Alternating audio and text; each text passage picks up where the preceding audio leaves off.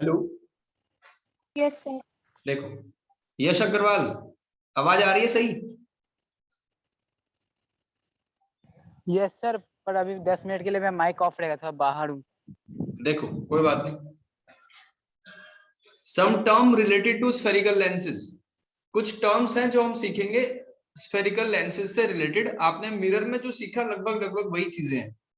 हमने क्या सीखा, एक इमेजिनरी लाइन होती है जिसको प्रिंसिपल एक्सिस कहते हैं, जो सेंटर्स को ज्वाइन करती है, ठीक है। और इससे पहले हमने क्या सीखा, ये एक्चुअल में डबल कॉन्वेक्स लेंस होता है, लेकिन इसको कॉन्वेक्स लेंस बोला जाता है। ये डबल कॉनकेव लेंस होता है, इसको डबल को हटा के बस ओनली कॉनकेव लेंस बोला जाता है, ठीक है। और किसी भी लेंस की क्या कैरेक्टरिस्टिक होती है, दो चीजें होती हैं किसी भी लेंस में, दो पॉइंट मैंने आपको बताए थे। अंशिका, क्या कैरेक्टरिस्टिक होती है किसी भी लेंस के लिए, कल ही डिस्कस करा था हमने।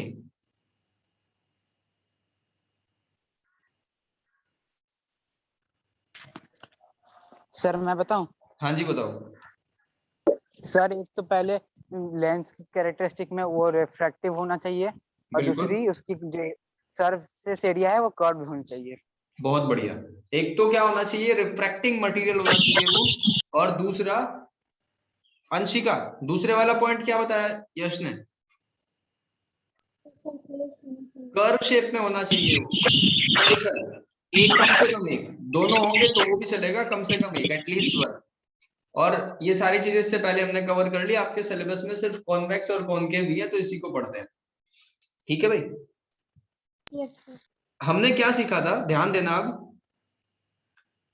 मिरर के कॉन्सेप्ट में हमने सीखा था कि एक क्या होता है, सेंटर ऑफ कर्वेचर होता है। तो यहां भी सेंटर तो होगा ही, क्यों होगा, क्योंकि कल हमने डिस्कस करा था कि ये डबल स्फेरिकल सरफेस से मिलके बनते हैं, यानी दो सरफेस इसमें यूज होते हैं। देखो ये वाले, पहला सरफेस स्फेरिकल और दूसरा, तो जब दो स्फेयर लगे हुए हैं तो इनके कुछ सेंटर भी होंगे।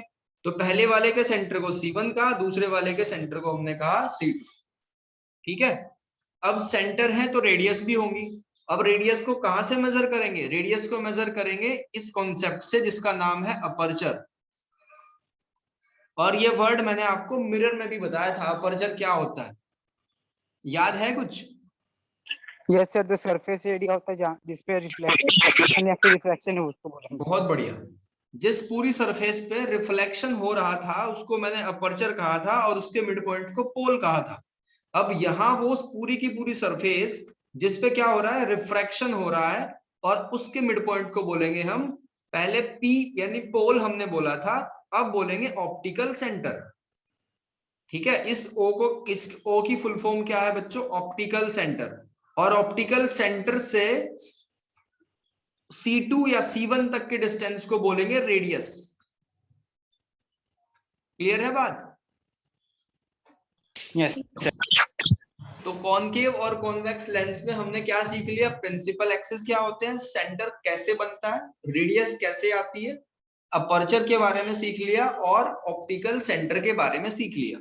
देखो क्योंकि आपका जो एग्जाम पैटर्न है वो फुल्ली एमसीक्यू टाइप है, तो आपको इसकी थ्योरी लिखाने की मुझे तो कोई जरूरत नहीं लगी, तो इसलिए मैंने उसकी थ्योरी को यहाँ ऐड नहीं करा, ठीक है। आपको बस ये समझना था और क्वेश्चन सोल्व करने हैं बस, और कुछ नहीं करना। अब देखो कुछ एक दो पॉइंट मैंने फिर भी लिख दिए। इसमें लिखा हुआ है कि entire surface of lens where refraction can happen called aperture, उसको अपर्चर कहते हैं। Centre of aperture is called optical centre. जहां पे एक चीज ध्यान रखना, ऑप्टिकल सेंटर पे रिफ्रैक्शन नहीं होता। क्यों नहीं होता? अब ये मैंने आपको कराया था जब हमने अभी 2 क्लास पहले कुछ रिफ्रैक्शन की कंडीशन पढ़ी थी, तो मैंने लास्ट की थर्ड और फोर्थ में बताया था कि ये वो कंडीशन है जहां पे नो रिफ्रैक्शन है। कौन सी कंडीशन थी? एक तो जब नॉर्मली कोई भी लाइट रे आती है, ठीक है, ये मैंने पिछले लेक्चर में कवर कर दिया। तो जब भी सेंटर से, यानी ऑप्टिकल सेंटर इसका क्या है, एक मिनट में यहां से ऊपर जाता हूं जी। जब यहां से कोई भी लाइट रे आएगी तो यहाँ रिफ्रैक्शन शो नहीं करेगी वो, बस इतना ध्यान रखना है फिलहाल। तो बाकी आप प्रीवियस लेक्चर में चेक कर लेंगे। ठीक है, ऑप्टिकल सेंटर पे रिफ्रैक्शन नहीं होगा, और 2 केस मैंने आपको कराए थे नो रिफ्रैक्शन वाले, उसी में से ही एक ये कंडीशन है। अब सबसे इंपॉर्टेंट गेम यहाँ पे क्या है, फोकल लेंथ। ध्यान रखना, जो फोकल लेंथ होती है ना वो इसके कंपोनेंट में नहीं आती, ठीक है, वो हम फाइंड करते हैं, उसको इवोल्यूट करते हैं, तो इसीलिए उसको निकाला जाता है, वो अलग लिखा हुआ है मैंने, ठीक है, इसकी टर्म्स में नहीं आता वो। तो अगर एमसीक्यू में बन जाए क्वेश्चन, वैसे तो कम चांस है इतना डीप पूछने के, कि आपका जो फोकल लेंथ है क्या कॉन्वेक्स या कॉनकेव लेंस की टर्म्स के अंदर आता है, क्या उसी के रिलेटेड आता है, बिल्कुल नहीं आता, उसको हम ड्राइव करते हैं। ठीक, आगे बढ़ो। अब यहां हम क्या फाइंड करेंगे, प्रिंसिपल फोकस या फोकल लेंथ फाइंड करेंगे, पहले कॉन्वेक्स लेंस की, उसके बाद कॉनकेव लेंस की। और मैंने एक चीज बताई थी आपको, कॉन्वेक्स लेंस की नेचर कैसी होती है, कन्वर्जिंग या डाइवर्जिंग? सर कॉन्वेक्स लेंस की जी, कन्वर्जिंग। कन्वर्जिंग होती है। और कॉन्वेक्स लेंस के आदते, इसकी नेचर कॉनकेव मिरर से मिलती जुलती है, क्योंकि कॉनकेव मिरर भी क्या कर रहा था, कन्वर्ज कर रहा था चीजों को, तो इसलिए इसकी इन दोनों की नेचर मैच करती है। अब आपको ये पता चलेगा हमें क्यों ये बात पढ़ाई जा रही है कि कॉन्वेक्स लेंस कन्वर्जिंग होता है, इसका एक्चुअल रीजन आपको यहां से पता चलेगा, ठीक है। ऐसी क्या बात हो गई इसके साथ में कि ये लाइट रेज को एक पॉइंट पे फोकस करने लगा, ठीक है भाई। और जो आपका कॉनकेव लेंस है उसके साथ में ऐसी क्या घटना घट गई कि वो किरणों को दूर फेंकने लगा, तो ये इस रीजन का पता आपको यहां से चलेगा। आगे बढ़ते हैं, देखो, a convex lens has two spherical surface, बिल्कुल सही बात है, hence it has two principal foci and two focal length, यानी 2 फोकल लेंथ होंगी उसमें, ठीक है ना, 2 फोकल लेंथ होंगी।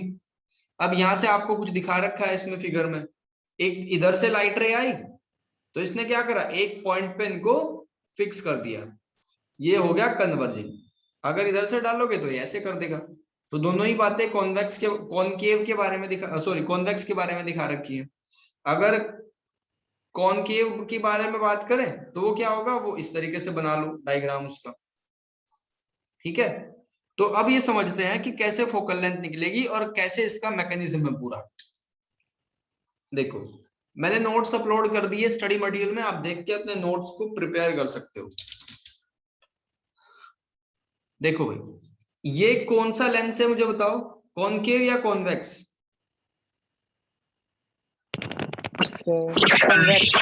कॉन्वेक्स, ठीक। हमने, और इसके बाहर क्या है, एयर है, अंदर ये ग्लास का बना हुआ है।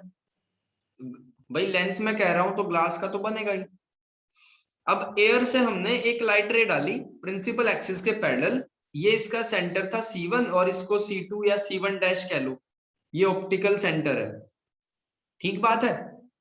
तो हमने क्या करा, जब पॉइंट ए पे लाइट रे इस लेंस से कांटेक्ट में आती है, यानी ए क्या है, पॉइंट ऑफ कांटेक्ट, ठीक, तो क्या होगा, आपने रिफ्रैक्शन पढ़ लिया, जब लाइट रे एयर से ट्रेवल करती है डेंस मीडियम में, ऑप्टिकल डेंसर मीडियम में, तो क्या होता है, नॉर्मल की साइड वो झुक जाती है, ये पढ़ा था ना, ये एयर है। Yes, sir.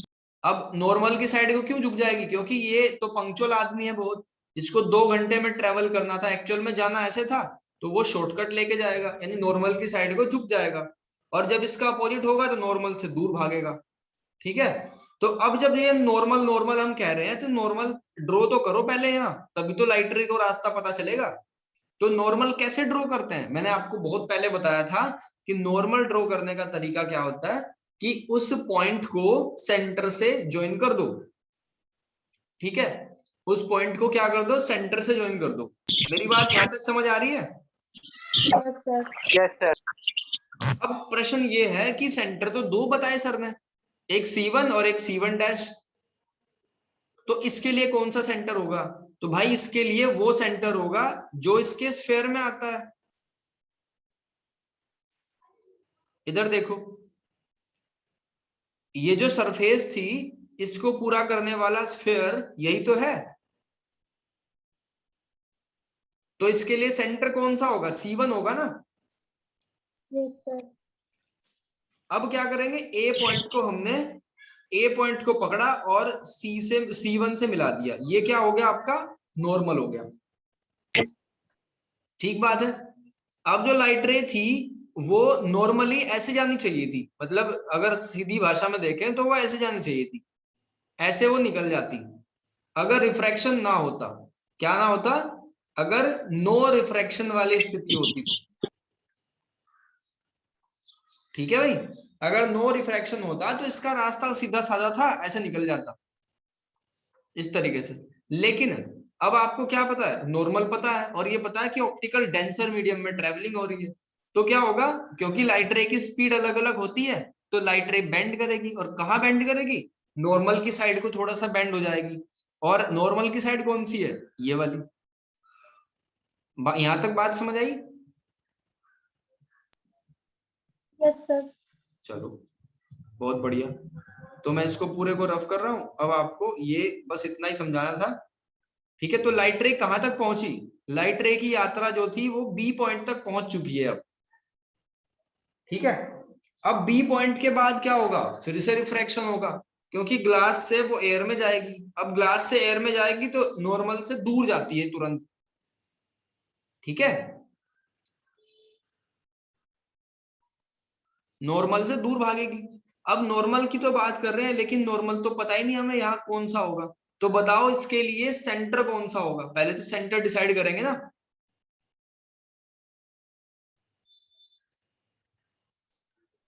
जो इस स्फेयर में आएगा वही इसके लिए सेंटर होगा भाई, Yes, sir. C1 dash.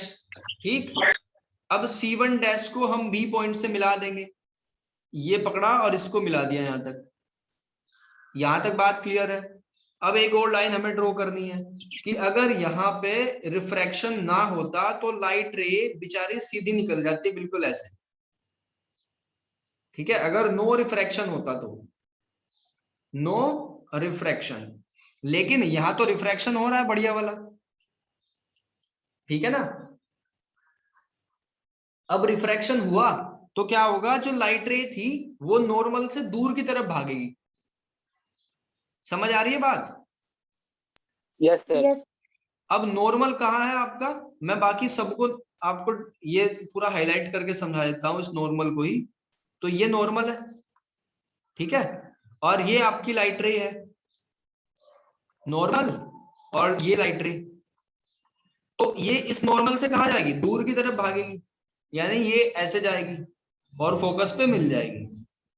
ठीक है भाई, तो हमने क्या सीखा कि लाइट रे ऐसे आई, ए पॉइंट पे टकराई, फिर बी पे आई और फिर इस तरफ कन्वर्ज होगी। तो इसका रास्ता कैसा हुआ, एक पॉइंट पे कन्वर्ज हो गया, और यही क्या बनेगी, जब आप आगे पढ़ोगे इसकी कंडीशन की इमेज फॉर्मेशन, तो ऐसे करके इमेज बनेगी कॉन्वेक्स लेंस में। ठीक है, अब हमने क्या करा, हमने एक दूसरी लाइट रे ली पॉइंट ए पे, यहाँ क्या होगा, फिर से वही करना पड़ेगा, एक नॉर्मल ड्रॉ करेंगे, नॉर्मल ड्रॉ करने के बाद लाइट रे कन्वर्ज हो जाएगी, फिर यहाँ नॉर्मल से दूर जाएगी और एफ पॉइंट पे टकरा जाएगी। तो यानी ये क्या हुआ, इसकी नेचर हमें पता चली कि क्यों कहा जा रहा है कि कॉन्वेक्स लेंस कन्वर्जिंग होता है। इसका प्रॉपर रीजन आपको समझ आ गया।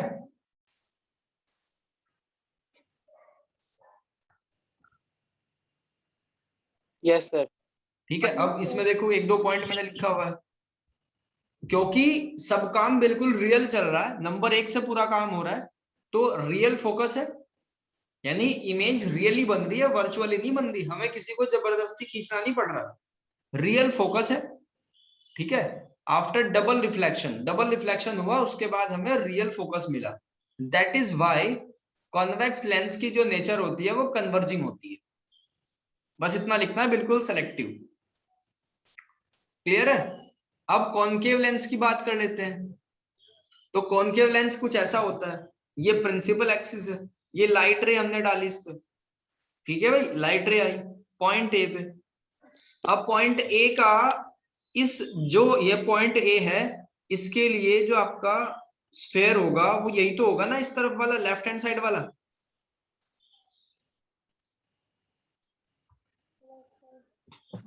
ठीक, अगर ये स्फेयर है तो सेंटर भी इसी का लिया जाएगा यानी C1। और बच्चों अगर ये सेंटर है तो इसका मतलब नॉर्मल भी इसी से ड्रॉ करा जाएगा, नॉर्मल किसी और से थोड़ा ही ड्रॉ करा जाएगा। ये नॉर्मल ड्रॉ कर दिया।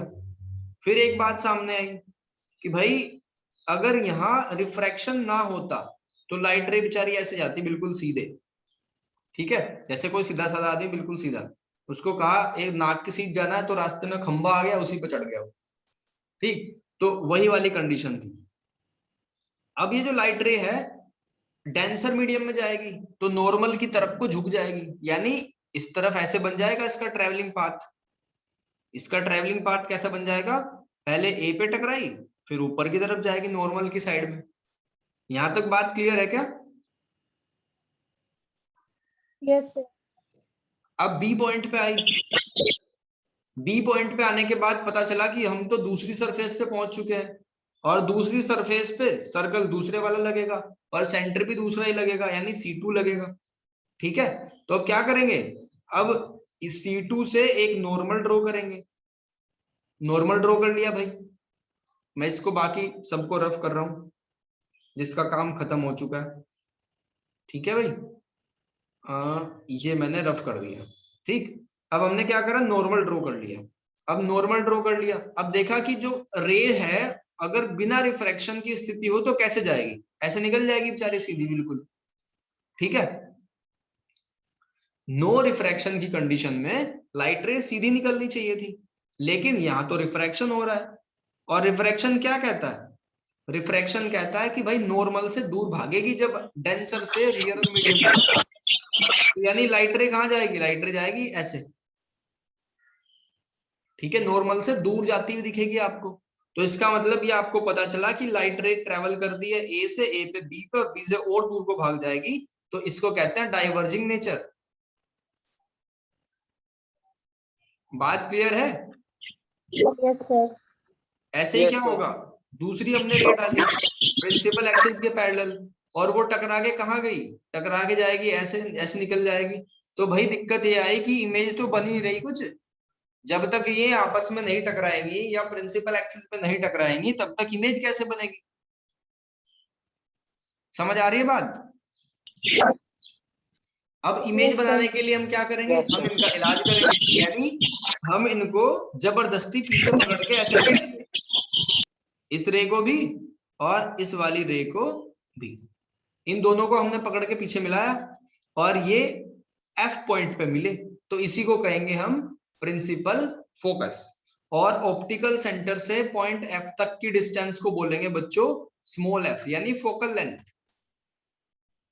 तो अब आपको यहां से एक आइडिया लेना है कि जो कॉनकेव लेंस है उसकी फोकल लेंथ कहाँ है। ये मिरर, जब आपको लेंस फॉर्मूला पढ़ाएंगे साइन कन्वेंशन उसमें काम आएगा, ठीक है। इसका क्या है, लेफ्ट साइड में, ठीक। और इसमें कैसी कंडीशन बनी थी, पहले वाले में कॉन्वेक्स में रियल कंडीशन बनी थी, डबल रिफ्लेक्शन के बाद रियल कंडीशन बनी थी। लेकिन यहाँ क्या है, यहाँ तीन बातें आपको ध्यान रखनी है। तीन बातें कौन सी, एक तो वर्चुअल फोकस बन रहा है क्योंकि हम जबरदस्ती पकड़ के ला रहे हैं, फिर डबल ही रिफ्रैक्टिव है, और तीसरा उसकी नेचर डाइवर्जेंट क्यों है वो हमने सीख लिया, ठीक है भाई। यहां तक कोई परेशानी, कोई समस्या?